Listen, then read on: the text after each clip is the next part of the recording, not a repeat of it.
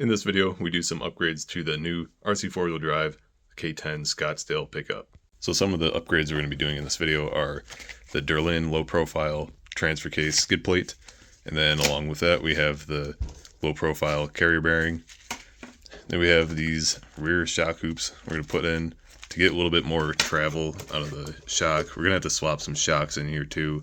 Hopefully I have something the right size in my parts bin, but that way we get some more up travel and down travel. Another thing we're going to do are see if we can fit these front shock hoops in, a little bit taller than the factory ones, get a little more up travel, down travel on there.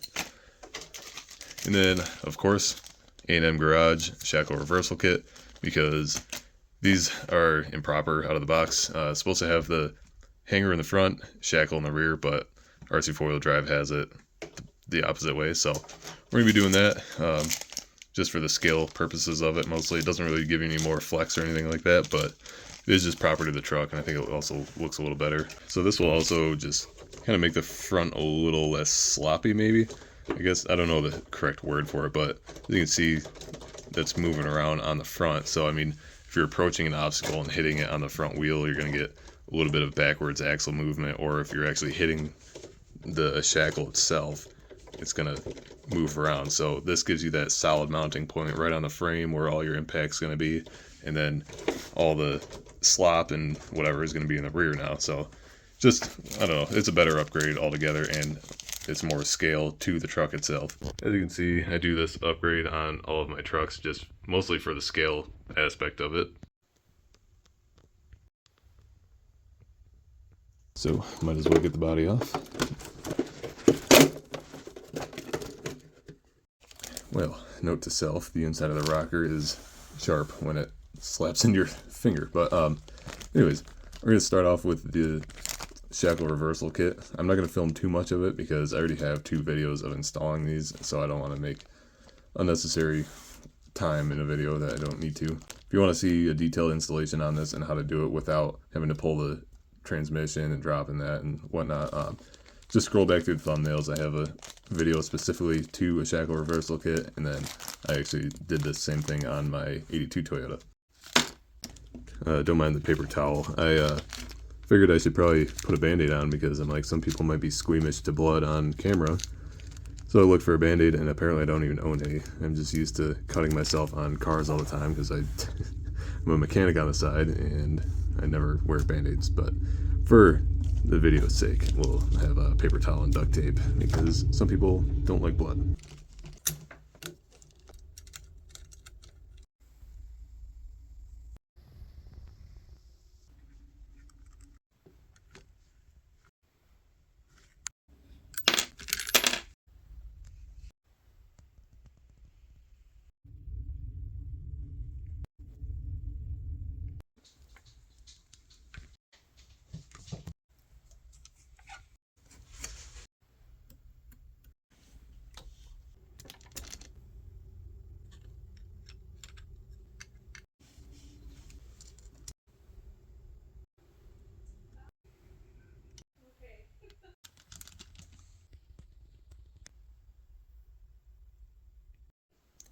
Alright, sorry I just kind of went through that quick, but just wanted to get it done before I had to go into work yesterday. I ended up taking the front lift blocks out and then putting some shims in there. So, I mean, it's still a little lifted with that big wedge, but I wanted to correct the pinion angle. So, as you can see there, pinion angle's all good in the front now, because once you put that transfer case skid plate, it raises it up a little bit, so it puts a little more angle on that pinion. So you just want to correct that. I mean, you can run it without it, but I like everything to run smoothly, so I did that. So now let's throw these rear shock hoops in. There's a part number if you need it. They're definitely overpriced, and I couldn't find a 3D file, so I just sent it. I was a little, I don't know, anxious to get everything done, but yeah, we'll throw these in. I'm pretty sure they just bolt up back here. Looks like it. So I gotta find some shocks in the part bin that might work. So I think theoretically you could either mount it here or here. So it lines up in both positions from what I can tell. So I might end up putting the shock, well, I gotta take the shock off still, but put it on the rear of the axle because you can do that. So I might do that, or put it on this higher mounting point. I might not even have to swap shocks if I put it on that higher mounting point. I'm trying to do this with the dang camera, it's kind of hard. But yeah, I might just be able to swap it up to this position and not even need to change shocks. So we'll see how much travel we get with it. Okay, so stock shocks will work if you just mount them on that upper portion there. But I might still try to use the longer shocks maybe, because there is a tiny bit of dropout. I mean, these things when they're mounted stock, like it was maxed out here, and then if I unhooked it, it would give me a little more dropout. So we'll see what I have for shocks. I got a bunch of random ones out here. See if I have anything a little longer maybe. Actually, these might be perfect. They're just a touch longer. And another thing you could do if you really want to get spicy with the flex, which maybe I'll do for the fun of it, but not today, but you could mount these upside down and drill a hole on the top of that shock hoop there, and then you could get even longer shocks in there. So yeah, there's a lot you could actually do with just a simple mod like this, for depending on what you're going with your rig. But if you want to make it a full, like, I don't know, comp crawler or something, this would help. Even on like the Toyota rigs, you can use the same thing. And I took the springs out of these shocks, so it's just going to be running on the leaf spring for stiffness. Okay, so I was playing with this off camera, and I switched to the stock shock again on the front mount on the top of the axle, because it actually, with the way the pinion angle is, since the front of the axle is just tilted a little bit higher, I got the same exact amount of dropout with a tiny bit more up travel than the gray shock. So we're just gonna run it like that for now. We're not doing anything extreme, but you can also see it has, I don't know how well you can tell on camera, but it has like just a couple millimeter more dropout on this side, but we do have a little, much more like up travel, so quite a significant difference. So we'll just run it like that for now. We can mess with it down the line, but I just want to get this wrapped up.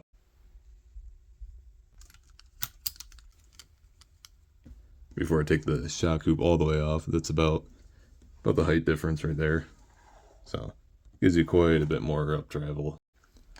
And we're gonna have to cut up the inner fenders to make this work as well, as usual. And my Fusion motor should be in today. It's about 2 weeks late now.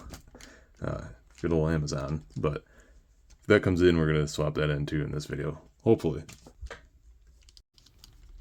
Okay, so we might backtrack on this one for now, because I need 80mm shocks for these to work efficiently with everything that's going on in the front. These are 90, so the body is just, you know, very long, and I'm not drooping all the way, so I need something with a slightly smaller body to get more flex than the stock ones, because right now it's about exactly the same, maybe a tiny bit more, barely, if that. So I'm trying to show this the best I can, but these are both 70mm shocks. The white ones are the ones that came on the truck. These are just ones I had from a different truck. But it is just barely longer, and then collapses to exactly the same. So I could just throw these on for now and just get a little bit more down travel, and then it travels up the same. The body's small, or the body's bigger on this, but this has a bigger little doohickey on there, so that's kind of why it works out that way. But I also have these guys over here that I bought a while back for my Toyota, but they're just a little too short, and these have the same exact amount of travel as these guys, so we can have some nice scale shocks in the front. I gotta take the springs out, but yeah, look at that.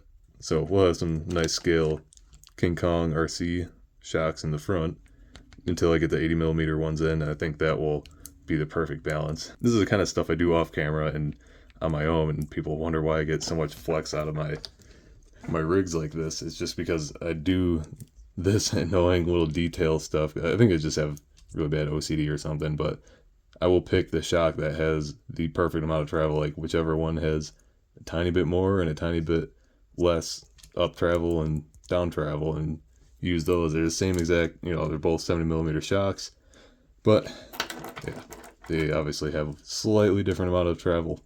So yeah, if you're, like me, you can figure this stuff out, but otherwise it won't matter that much. It's just a few little millimeter difference.